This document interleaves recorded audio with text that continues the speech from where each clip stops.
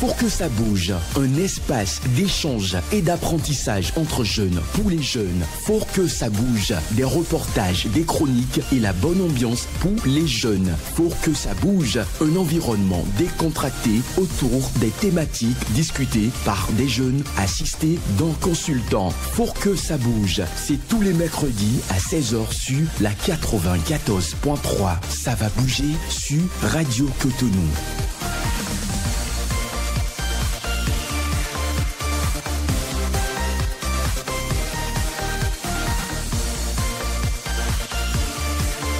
Bonsoir et merci de prendre ce nouveau rendez-vous de votre émission Faut que ça bouge de ce mercredi 6 septembre 2023. Si l'amour est un art difficile, la rupture l'est bien davantage encore. La déception amoureuse, qu'elle soit causée par une rupture, une infidélité, une trahison ou un amour à sens unique, est toujours douloureuse. Quand elle se répète, les conséquences pour la personne qui l'a subie peuvent être destructrices, voire fatales pour la suite de sa vie amoureuse. Marre d'être toujours déçu en amour, c'est une interrogation. Et comment faire pour éviter de sombrer dans la dépression après l'expérience d'une déception sentimentale? Ce sont là quelques préoccupations auxquelles votre émission Faut que ça bouge de ce jour tentera donc d'apporter des approches de solutions, et ceci à travers le thème déception amoureuse chez les jeunes. Comment faire pour éviter le naufrage? Déception amoureuse chez les jeunes. Comment faire pour éviter le naufrage? Toute l'équipe voilà, est bien disposée pour aborder les différents compartiments de ce sujet. Kamacheke, bonsoir. Bonsoir Samson. Mais on ne vous reçoit pas. Bonsoir Samson. Voilà, bonsoir Kamash, comment tu vas? Ça va très bien. Alors, aujourd'hui, elle va faire donc son baptême de feu dans cette émission. Elle a été toujours à la touche. Eh bien, en ce qui concerne les préparatifs de cette émission Faut que ça bouge. Aujourd'hui, elle prend activement part de cette émission. Donc voilà, Camélia Agassono, bonsoir. Bonsoir Samson. C'est pour la première fois que vous êtes sur Faut que ça bouge. Bien sûr. Quels sont déjà vos sentiments, vos impressions? Je peux déjà dire que je suis heureuse, je suis contente d'être là avec vous dans le cadre de cette émission. Très bien. Alors nous aussi, Kamacheki et moi, nous sommes heureux de te recevoir. Ou bien Kamash? Oui. Ou bien toi, tu n'es pas contente de recevoir? Bien sûr, je suis très contente. Très bien. Alors, c'est Patrice Béja qui est donc à la mise en onde de cette émission. Job Chikpe est donc à la prise d'images. Samson Ok, je suis au micro principal de ce studio. Merci à vous de prendre ce rendez-vous. Notre consultant, il est déjà avec nous et comme vous le savez, vous aurez le temps de le découvrir dans la suite de cette émission. Cela étant, nous allons rentrer dans le vif de cette émission. Ce sera avec la complicité de Patrice Béja. C'était un instant attique, voilà, dans le titre Adieu mon amour. Alors, avec lui, nous allons rentrer dans le vif de cette émission et c'est donc la première partie que nous allons aborder.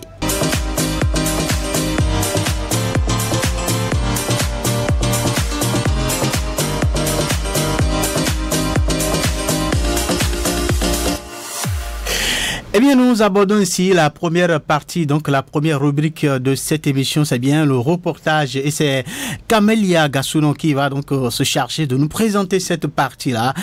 Mais avant, je voudrais donc l'introduire. Alors, rupture, trahison, amour non réciproque sont des mots qui, le plus souvent, donc, fustigent l'être humain. En cas de déception amoureuse, comment éviter le naufrage? C'est à cette question son reportage va essayer donc de répondre.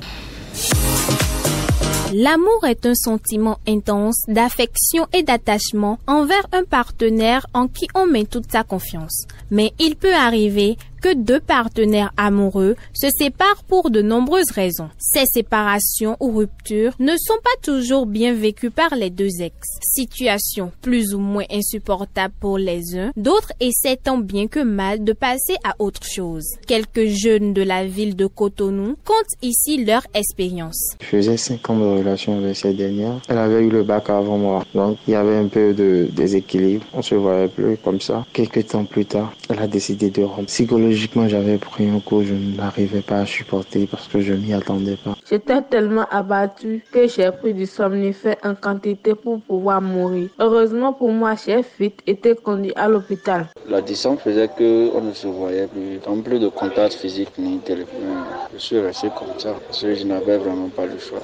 J'ai pensé un temps, mais après c'est passé. Pendant que certains se remettent de leur mésaventure, d'autres n'en ont pas encore connu. Je n'ai jamais connu qu'on appelle déception amoureuse. Au fait, dans cette vie, il faut connaître l'amour d'abord avant de connaître le mot déception. Aristide Bonbon, professeur de français dans les lycées et collèges, nous expose les facteurs pouvant occasionner une déception amoureuse. Dans un premier temps, cela peut être un amour qui n'est pas réciproque. Ça peut être également des partenaires qui sont déjà dans une relation et suite à une infidélité, à un adultère, il y a rupture de relation. Le manque de confiance, peut-être un mauvais comportement de l'un des partenaires qui ne permet plus à l'autre d'entretenir cette relation. La déception amoureuse peut avoir des impacts négatifs sur la vie du malheureux amoureux. Aristide Bonbon. La déception amoureuse entraîne tout d'abord le chagrin. C'est la conséquence principale. Cela pourrait impacter négativement ses activités, son rendement scolaire s'il s'agissait d'un élève ou d'un étudiant. Cela pourrait l'affecter émotionnellement par rapport aux relations qu'il entretient avec les autres. Donc,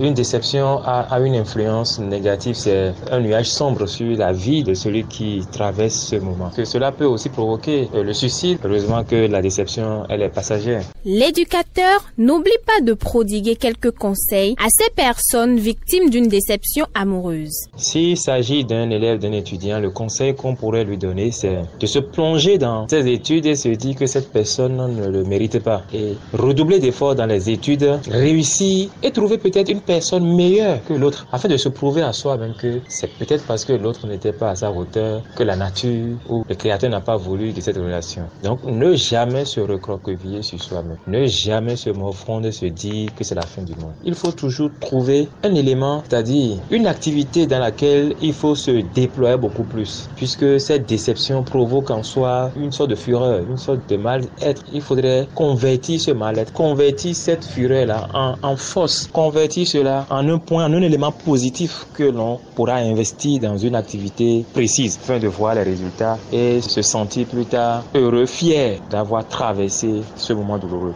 La rupture ou la déception amoureuse n'est pas facile à accepter. Certes, il revient alors aux victimes de savoir comment s'y prendre pour se relancer, car rien ne vaut la vie. Voilà, Camélia à Gassoun, voilà donc votre chef-d'œuvre. Je voudrais tout de suite et maintenant vous poser une question. Alors, dites-nous quels étaient vos sentiments pendant que des jeunes comme vous racontaient leur expérience en matière de déception amoureuse. Bon, d'abord, je vais commencer par les remercier. Merci à tous ceux qui ont accepté de me raconter leur expérience. Ils n'avaient pas peur. Ils ont raconté tout ce qu'ils ont vécu. Et je crois que, bon, d'abord moi, quand ils parlaient, je m'étais mis à leur place. Je me disais, mais si moi j'avais vécu ce que eux ils avaient vécu, je crois que moi je m'aurais déjà tué. Très bien. Mais justement, il y avait une fille dans l'élément qui disait qu'elle a pris une dose de somnifère au point où donc elle attendait à ce que donc la mort l'emporte. Donc n'eût été peut-être la vigilance de ses proches, elle serait allée de l'au-delà. Oui. Voilà. Est-ce que la déception amoureuse peut amener un individu jusqu'à sauter la vie? D'abord, nous pouvons dire que personne n'est à l'abri d'un chagrin d'amour. Oui. Quel que soit l'âge, la situation professionnelle, le temps passé en couple et l'énergie mise dans la réussite de la relation. Oui. Comme le disait Freud, nous ne sommes jamais aussi mal protégés contre la douleur que lorsque nous aimons. Très bien. Oui, un chagrin d'amour peut être extrêmement difficile à vivre car il nous replonge dans des peurs d'abandon. Oui. Mais cela ne veut pas dire que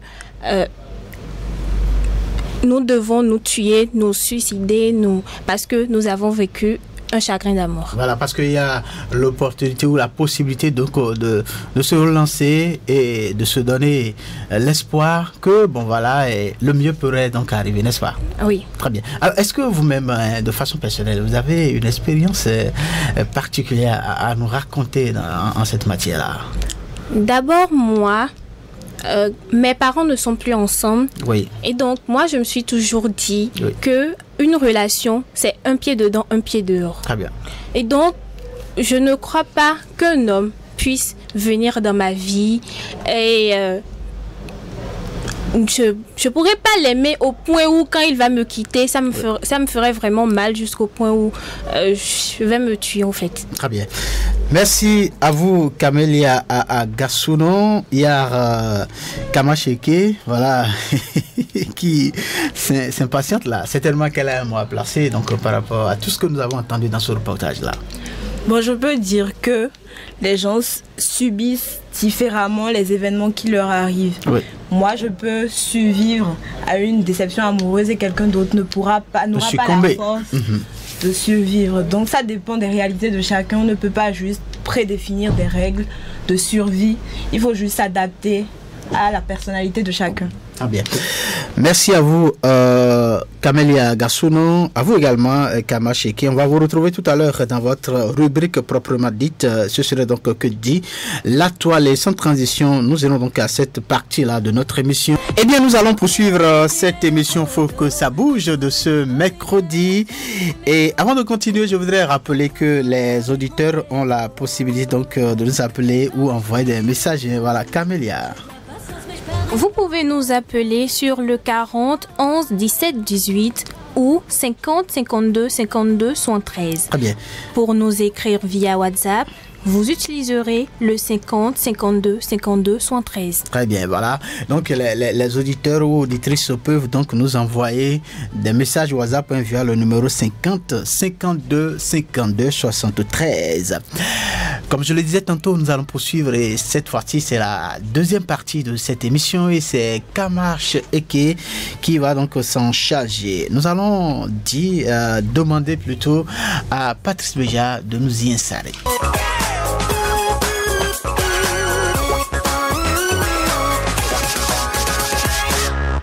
Kamasheke, à nouveau, bonsoir. Bonsoir Samson. Vous avez donc fait le tour de la toile pour nous faire le point de ce que les internautes ont dit par rapport à ce sujet que nous sommes en train de développer ce soir. Il s'agit donc de la déception amoureuse. Que dit la toile? C'est bien donc le titre de la rubrique. Kamasheke, dis-nous tout. Rebonsoir à tous et bienvenue dans la rubrique Que dit la toile? Aujourd'hui, on parle des gourmets de jeunesse, déception amoureuse, comment éviter le naufrage. Au Bénin, une jeune étudiante s'est donné la mort en décembre 2022 au quartier Banikani dans le nord du pays, suite à une déception amoureuse. Avant son suicide, cette dernière a écrit à son petit ami ayant rompu avec elle pour une autre, a rapporté le site d'information Fin 4 heures au Bénin. Les déceptions amoureuses peuvent toucher tout le monde, indépendamment de leur genre, de leur âge ou de leur situation. Passeport Santé nous apprend un peu plus sur les déceptions amoureuses. On parle de déception amoureuse quand on subit une lourde désillusion de la part de la personne que l'on aime. Rupture, trahison, amour non réciproque, adultère, etc. Les causes de déception amoureuse sont multiples, mais les conséquences sont souvent les mêmes. La souffrance et l'impression d'avoir été dupé. Quand les déceptions amoureuses se répètent, c'est la confiance en soi et l'estime de soi qui en prend un coup. L'avenir amoureux des personnes qui ont multiplié les déceptions amoureuses est alors fragile car leur vision de l'amour a été abîmée. Certains jeunes innocents se mettent dans la danse dès le plus jeune âge et deviennent alors des personnages en manque d'amour. Pour Bénin intelligent, l'amour en milieu scolaire est une part positive, mais aussi négative d'autre part. Il est positif dans le sens où certaines personnes rencontrent tôt l'amour de leur vie. Mauvais et négatif dans leur vie, dans le sens où cela les détruit à vie. Sur Facebook, les internautes n'ont pas manqué de s'exprimer. Jean-Marc nous dit qu'il n'y a pas de remède ou de moyen d'éviter les déceptions amoureuses. Caramel Sucré nous raconte qu'elle a vécu une belle relation amoureuse qui s'est mal finie et qu'elle en garde les séquelles jusqu'à présent. Pour Nelly, la déception amoureuse n'est pas la fin du monde, il faut s'aimer soi-même. Pour certains, le simple fait de croire à l'amour est une manière de se donner à la déception. Je termine en disant ceci. Oublie ce qui t'a blessé dans le passé, mais n'oublie jamais ce que cela t'a appris. Merci à vous, Kamash Eke, pour ce tour sur la toile. Alors, de tout ce que les internautes ont dit par rapport au sujet, par rapport à la déception amoureuse, et qu'est-ce que vous a manqué, vous, marqué de façon exceptionnelle dans tout ce que vous avez retenu ou présenté là? Bon, ce qui m'a plus retenu et choqué d'ailleurs, c'est que ils sont nombreux à penser que déjà si tu crois à l'amour, c'est que tu acceptes d'être déçu. Tu acceptes la déception amoureuse dans ta vie et que donc si ça intervient, tu seras seul responsable de cette situation. Alors qu'en fait c'est faux. Mais de toute façon, il n'y a pas d'amour sans souffrance. Si tu aimes vraiment, il ne peut pas avoir tout qui va te plaire. Donc dans la vie, il y a une part de bon, une part de mauvais, c'est comme ça aussi en amour. Et donc, avant de s'engager dans une relation amoureuse, il faut s'attendre à tout, n'est-ce pas? Oui, il faut s'attendre à tout et il faut être sûr de ce qu'on cherche. Il ne faut pas chercher l'impossible. C'est du fait qu'on idéalise l'amour que oui, on attend, on espère beaucoup et après on est déçu. Tu regardes dans les dessins animés ou bien les séries que oui, ils vécurent heureux jusqu'à la fin des temps. Mais là, c'est pas pareil dans la vie réelle. Toi, tu t'attends, toi, tu t'attends à ce que tout soit rose tous les jours, alors que non. Les situations sont différentes. Donc, voilà. Alors, Camélia Agassono, vous avez écouté avec nous la présentation de Kamash Eke. C'est sûr que vous aussi, vous avez été donc impressionné par certaines réactions des internautes. Oui, j'ai beaucoup plus été marqué par la dame qui a dit qu'elle garde les séquelles de sa rupture jusqu'à présent, un peu comme si elle ne pourra jamais s'en remettre. C'est ça qui m'a beaucoup plus touché. Justement, nous sommes là c'est pourquoi on a dit à la fin de la formulation de notre sujet, on dit comment faire pour éviter le naufrage. Et donc, on va, dans la suite de cette émission avec notre consultant, prodiguer donc des conseils certainement à cette dame-là, si elle nous écoute, pour quand même qu'elle puisse pouvoir se remettre à cette déception-là et savoir que la vie ne s'arrête pas à ce niveau. Merci à vous, Kamash Eke. Nous allons poursuivre. Et cette fois-ci, nous allons recevoir notre consultant, mais ce ne sera pas sans cette transition-là que Patrice Béja, va nous proposer. Mesdames et messieurs, vous êtes en train de suivre votre émission Faut que ça bouge, qui vous donne rendez-vous tous les mercredis à partir de 16h très précise sur Radio Cotonou, votre radio. Alors, je rappelle que les auditeurs peuvent nous envoyer des messages via WhatsApp à travers le numéro 50 52 52 73 50 52 52 73 ou appeler à partir du numéro 40 11 17 18. Et donc nous allons à présent nous tourner vers notre consultant. Il est là avec nous, il est déjà au studio avec nous, Patrice Béja. C'est après ceci. Nous sommes donc à la troisième partie de notre émission. Mais avant de continuer, je voudrais, les filles, qu'ensemble que nous souhaitons un joyeux anniversaire à notre collègue Jean-Derek Béran. Joyeux anniversaire, Jean Delec. Voilà, et vous avez des souhaits pour lui, il est à l'écoute. Bon, que Dieu lui accorde tout. Tout à l'heure, nous étions à la fête, voilà. Oui. Camélia, tes souhaits? Moi, je lui souhaite tout le bonheur du monde. Très bien. Merci beaucoup. Après donc ces vœux, nous allons sans transition nous tourner vers notre consultant. Comme je l'avais dit au départ, il est déjà avec nous dans ce studio. Il a pour nom Achille Dossou. Monsieur Dossou, bonsoir. Bonsoir, monsieur le journaliste. Alors, vous êtes docteur en sociologie, spécialiste en organisation et gestion des ressources humaines. Vous êtes également membre du laboratoire d'analyse et de recherche en religion, espace et développement, en abrégé l'ARED, voilà, du professeur Dodji à Moussouvi, à Mouzouvi, j'arrive, à l'université d'Avon-Calavi. C'est bien ça? C'est bien ça. Vous avez d'autres précisions à donner par rapport Je crois que ça peut aller. Ça peut aller. Oui, ça peut aller. Alors, c'est un honneur pour nous de vous recevoir, pas ici, voilà. Direct, bon anniversaire à toi.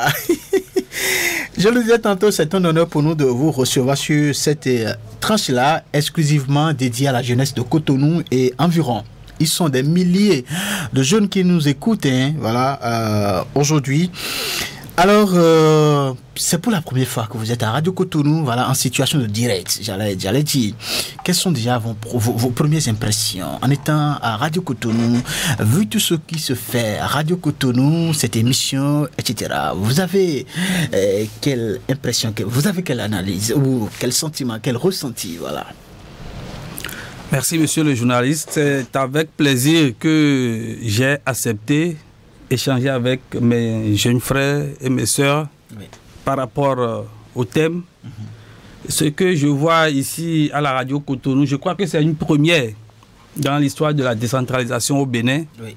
Et c'est d'ailleurs pour apporter ma pierre à la construction de l'édifice que j'ai rapidement accepté lorsqu'on m'a proposé, malgré nos quelques occupations. Donc je ne peux que vous féliciter. Féliciter d'abord les autorités municipales, oui, à divers niveaux, les animateurs, les responsables de la radio. Nous avons l'habitude de vous écouter. Nous avons l'habitude de vous écouter et c'est des émissions de qualité qui nous ont poussé à venir apporter notre contribution. Très bien. Merci donc de cette disponibilité que vous manifestez à l'endroit donc de Radio Cotonou. Alors, nous allons entrer dans le sujet qui nous réunit ce soir. Vous avez le temps d'écouter tout ce que les jeunes ont dit par rapport au sujet. Eh bien, les internautes aussi, dans un reportage tout à l'heure qui est passé, des gens ont parlé. Il y a certains qui sont allés raconter leur propre expérience en matière de déception amoureuse. Je voudrais vous demander quelle lecture vous faites de tout ce que vous avez entendu d'abord sur ce sujet. Merci, monsieur le journaliste. Je crois que c'est un sujet qui sera éternellement d'actualité. Bien sûr. Parce qu'il s'agit d'amour, il s'agit de sentiments. Et on ne peut pas aborder la question sans clarifier tout au moins ce qu'on entend par déception amoureuse. Très bien. Et le sujet que vous abordez concerne la déception amoureuse, oui, et les jeunes. Les jeunes. Alors, on parlera de déception amoureuse simplement pour être terre à terre que lorsque la relation sentimentale prend fin sur la décision de l'un des partenaires. Très bien. Donc, il y a celui qui décide de partir et celui qui subit le départ. Comment gérer ça pour éviter le naufrage? C'est pour ça que nous sommes là. Nous sommes là justement et vous êtes là, comme vous l'avez dit, pour apporter quelques approches de solutions à ceux-là qui ont été victimes, voilà, de ce phénomène de déception et ceux-là qui, dans l'avenir, peut-être seront encore victimes. Alors, après avoir clarifié le concept ou l'expression déception amoureuse, je voudrais vous demander, dites-nous, quelles sont les causes qui peuvent, ou les facteurs qui peuvent amener à connaître une déception en matière d'amour?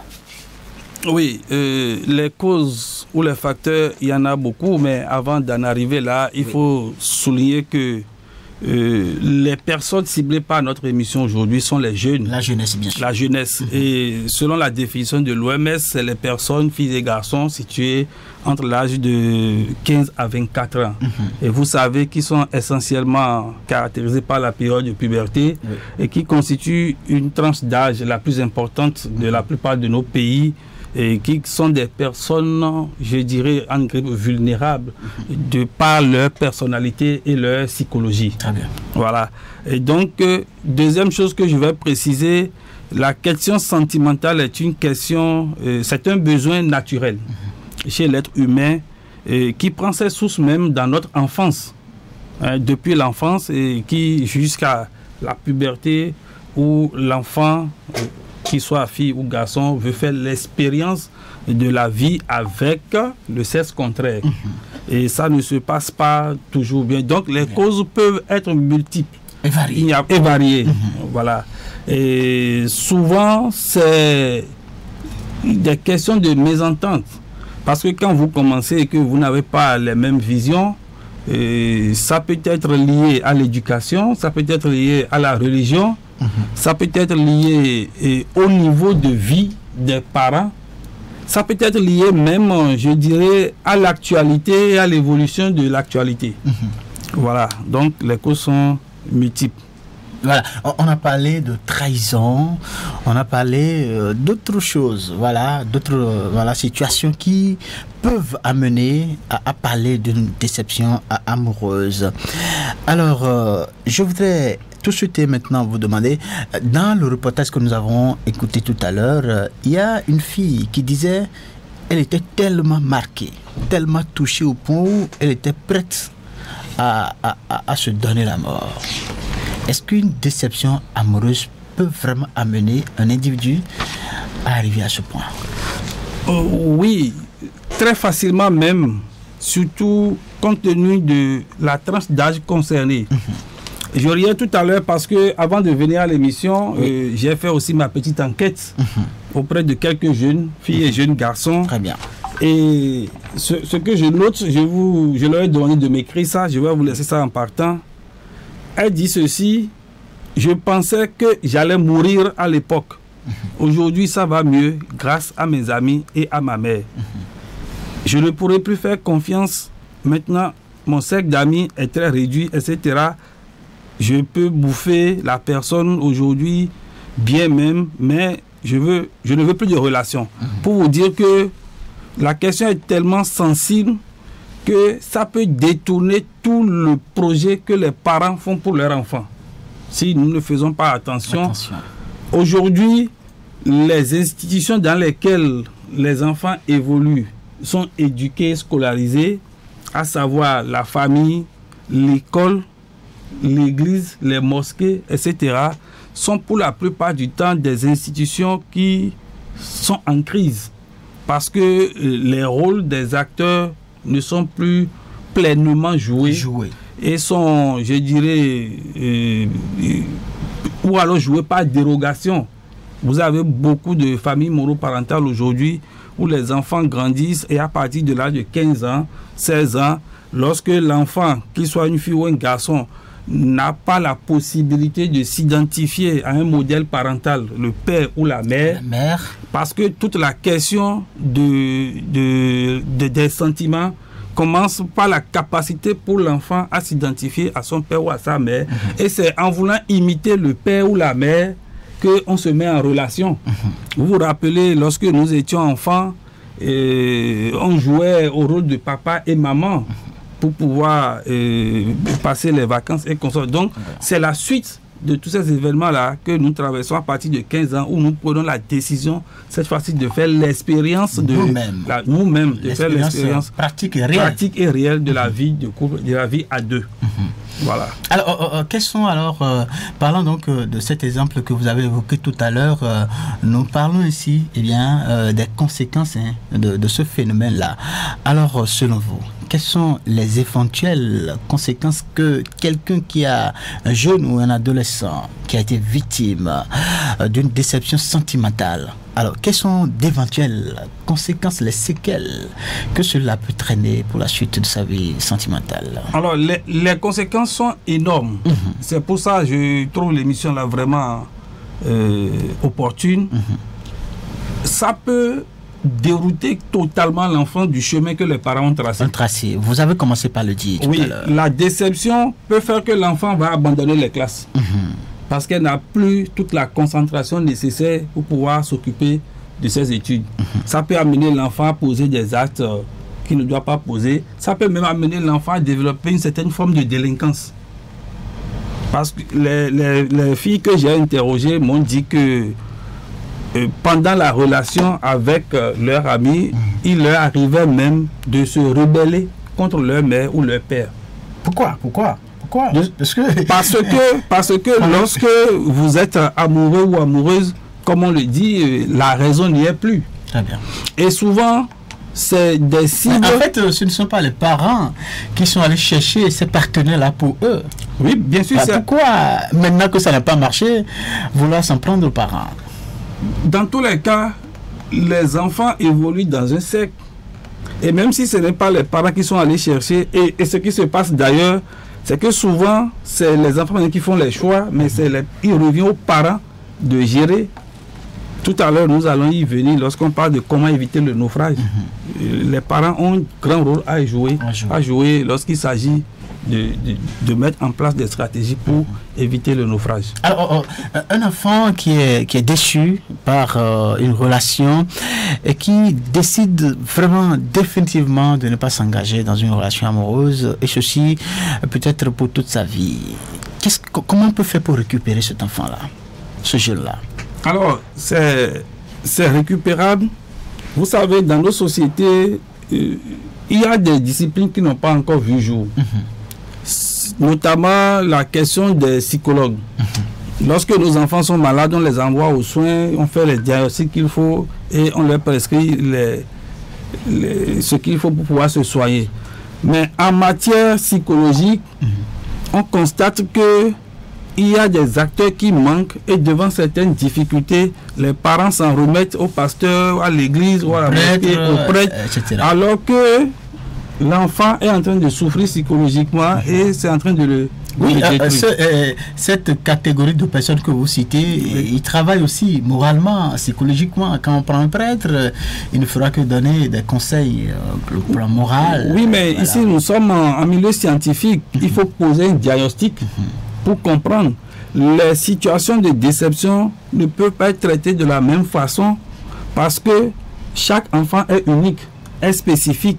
Et le choc ne peut pas être vécu de la même façon. Ça peut varier d'un individu à un autre. Voilà. Mais il n'y a que les spécialistes qui puissent comprendre cela et savoir quelle thérapie il faut apporter pour pouvoir faire les orientations nécessaires. Voilà.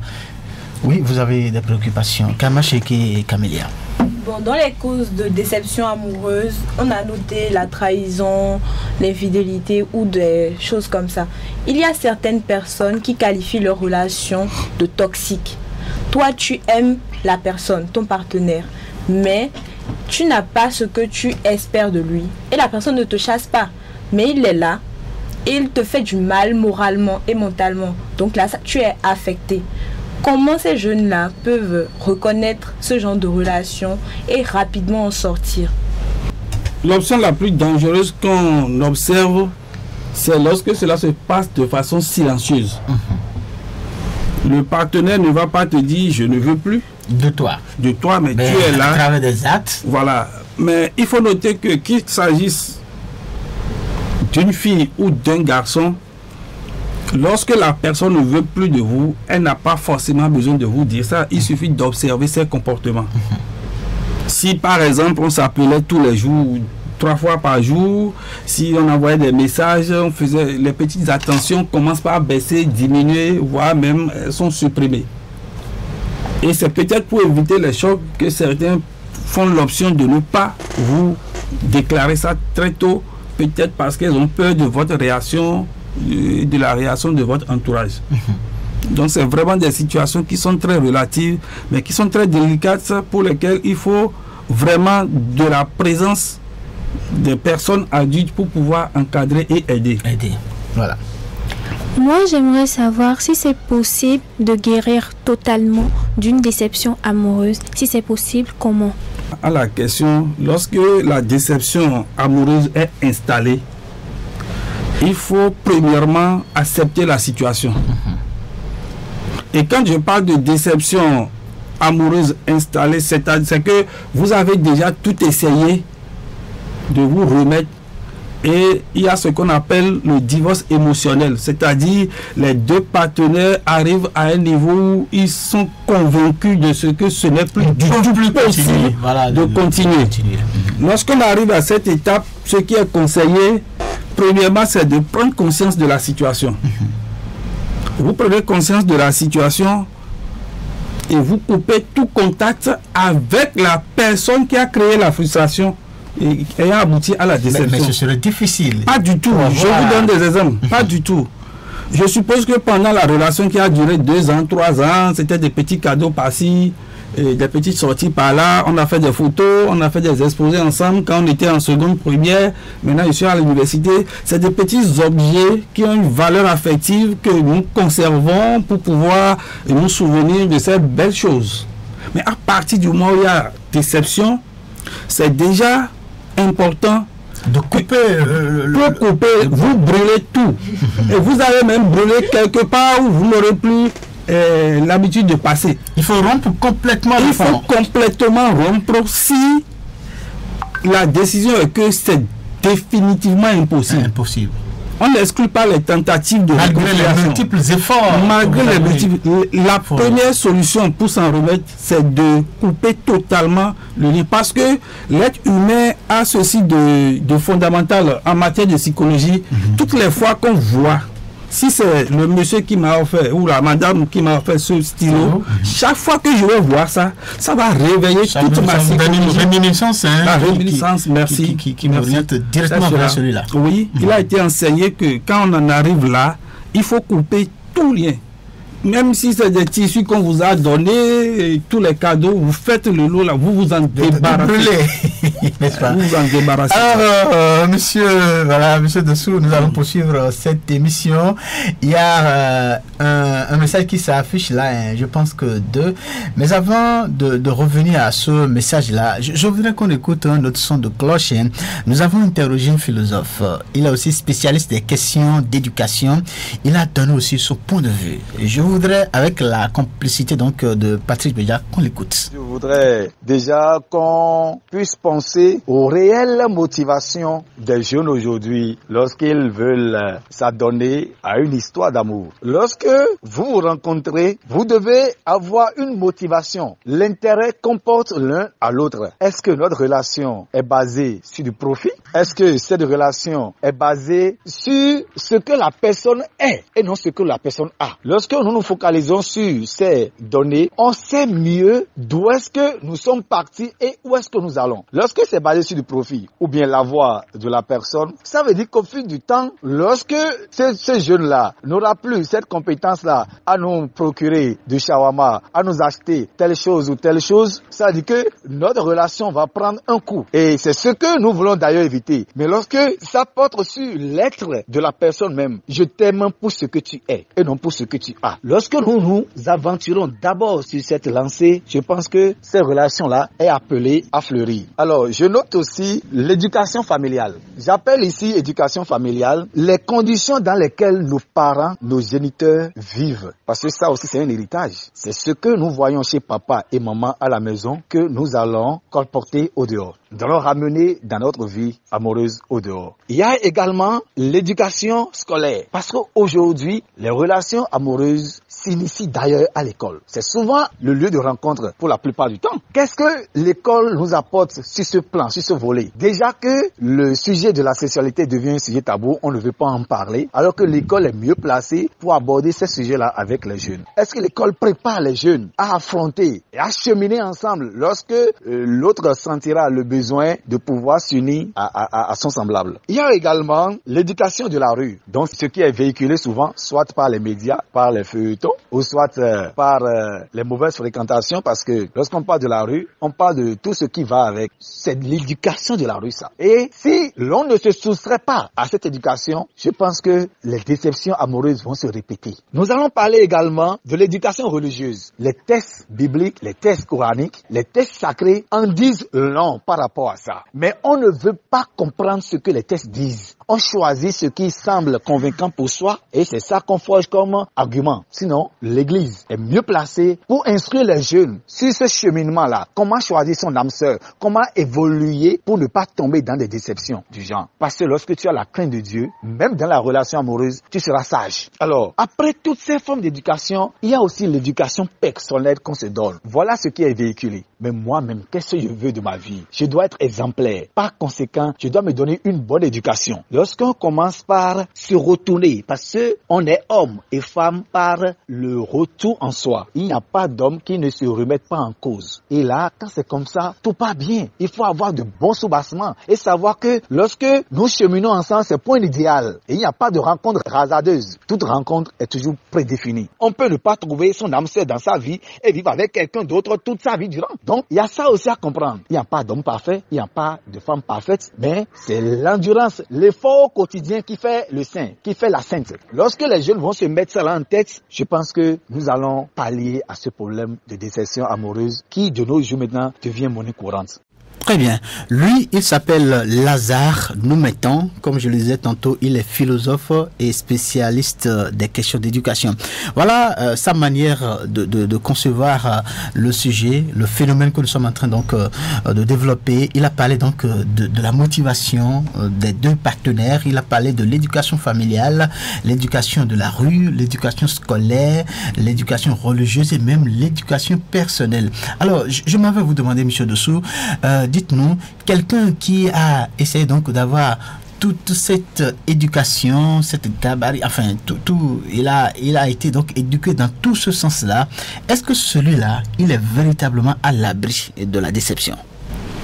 Pas du tout. Nul n'est à l'abri de la déception. On va reçu tout ça comme éducation. La déception scolaire normale, éducation familiale normale. Votre niveau de scolarité, votre religion, quelles que soient vos ressources, la déception amoureuse peut vous rattraper à tout moment. Et si vous permettez, je vais continuer avec les stratégies pour éviter le naufrage. Et il y a une stratégie que je tiens vraiment à partager avec les auditrices et les auditeurs, c'est pleurer. Pleurer. Ah oui. La victime. Oui. Va pleurer. La victime. Et comment? Il ne faut pas empêcher la victime de pleurer. Il faut la laisser pleurer autant de fois qu'elle veut, parce que les larmes sont une manière de laver l'âme de la personne et de pouvoir vite se libérer. Plus la personne va pleurer, plus le temps où va durer la déception va vite passer. C'est important. C'est pour ça les parents, en voulant consoler, ça va. Non, laissez la personne pleurer suffisamment. Quand elle va couler assez de larmes, ça va vite passer. Quand on laisse un homme, un jeune, et quand je dis pleurer, c'est pas seulement les filles, même les garçons aussi. On parle et des filles, et des garçons, des hommes dans cette émission. Alors, quand on laisse un jeune qui a connu cette déception-là, lui seul s'enfermer, en train de pleurer, est-ce que vous ne pensez pas, il peut, lui seul, quand il va se sentir seul en train de pleurer, il peut vraiment aller à des non, quand je dis pleurer, c'est pas de le laisser seul. Dans l'assistance que la famille et les amis apportent à la victime, souvent nous avons tendance à dire ne pleure pas. Non, c'est l'occasion même de lui dire de pleurer suffisamment, abondamment pour pouvoir vite se libérer de cette déception. Il faut aussi s'appuyer sur les personnes qui vous aiment le plus. Pendant une déception amoureuse, si c'est votre mère qui est votre confidente, ou si c'est votre père ou un oncle, celui avec qui vous avez d'excellentes relations, il faut vous confier à cette personne. Voilà. Il faut aussi écrire les histoires de déception, vous les écrivez. Il faut aussi lire beaucoup. Et c'est des moments où on rattrape cette lecture perdue pour lire des ouvrages de développement personnel. Mais ce n'est pas aussi facile que ça, tel que vous êtes en train de... Oui, ce n'est pas facile, mais lorsqu'elle s'installe la déception, il faut quand même la gérer. Absolument. Ça ne devrait pas être une raison pour se donner une fin de vie. C'est une fin en soi. Il faut se suicider. Je me rappelle, j'avais un professeur en 4e année de sociologie, le professeur Moussier, qui donnait ce conseil aux jeunes filles, aux jeunes étudiantes dans l'amphi, que lorsque un homme vous quitte, dites-lui merde. Merde. Oui, c'est le professeur. Monsieur, ce n'est pas facile. Dites-lui merde. Vécu parce que nombre d'expériences avec celui-là pour avoir donné toute sa vie, tout son être à celui-là, et de jour au lendemain, vous quittez, vous lui dites merde. Oui, nous sommes dans l'hypothèse que se remettre ensemble n'est plus du tout possible. Voilà. Alors, donc, ce n'est pas la peine de se morfondre et de couper tous ces projets pour quelqu'un qui vous a déjà quitté. Donc c'est à choisir. Et l'autre chose, il faut que on développe chez les enfants, ou bien qu'on amène les enfants à développer une très forte capacité d'adaptation. Voilà. Dans la vie, tout peut arriver à tout moment. Alors, je suppose que nous sommes déjà dans ce qu'il faut faire pour éviter donc le naufrage. Vous avez parlé du fait qu'il faut laisser celui qui a été victime de pleurer abondamment. Et maintenant, vous avez parlé d'adaptation, c'est ça? Oui. Voilà, on a la suite. Oui. L'adaptation, c'est une anticipation mentale. Oui. Pour que la personne se dise, au cas où ça va arriver, je serai à la hauteur pour pouvoir faire face à la situation et non la fuir. Très bien. Oui. Alors, Kamacheke, je vous vois donc voilà, fait des gestes tout à l'heure. C'est sûr que vous avez des préoccupations. Il y a un message qui s'affiche. On va demander à Camélia de nous faire lire très rapidement ce message-là. Voilà. Alors, Deo Gracias nous dit « Ma première déception amoureuse m'a donné beaucoup d'avantages. C'était pas facile pour moi dans le temps, mais je me suis fixé un objectif, celui de faire regretter à mon ex de m'avoir quitté après 4 ans de relation. Je remercie le Seigneur même si tout n'est pas encore rose, mais tout est grâce. » Très bien. Il y a un nouveau message. Maléro nous dit ceci: comme tout jeune, j'ai essayé d'avoir des relations amoureuses, mais j'ai fini par abandonner suite à 3 relations amoureuses sans succès. Ma dernière relation date depuis 2020 aujourd'hui. Je me contente sur mes objectifs personnels et je ne suis pas prêt de me mettre à nouveau dans une relation amoureuse. Très bien. Alors, Kamacheke. Bon, c'est une question. Oui. J'aimerais demander comment on peut cultiver l'amour propre et la confiance en soi pour éviter d'être trop dépendante d'une relation amoureuse. Très bien. Monsieur Dessau, nous sommes déjà dans les stratégies, pour vraiment éviter le naufrage. Oui. Voilà, allez-y. Oui. Et avant ça, je voudrais répondre à l'auditeur qui a envoyé le message. Et lorsque l'auditeur dit « Je vais faire regretter à mon ex après 4 ans de relation », c'est une erreur. C'est un sentiment de vengeance. Ça veut dire qu'il ou elle est attaché et veut se venger. C'est une erreur. En voulant faire ça, vous détruisez vous-même.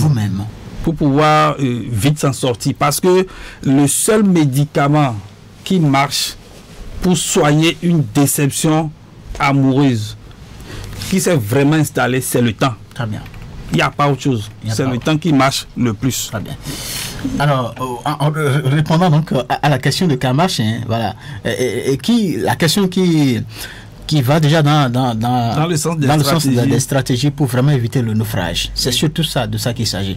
Alors, vous avez quoi à dire aux jeunes qui vous écoutent? Parce que ce sont des milliers de jeunes qui vous écoutent dans Cotonou ici.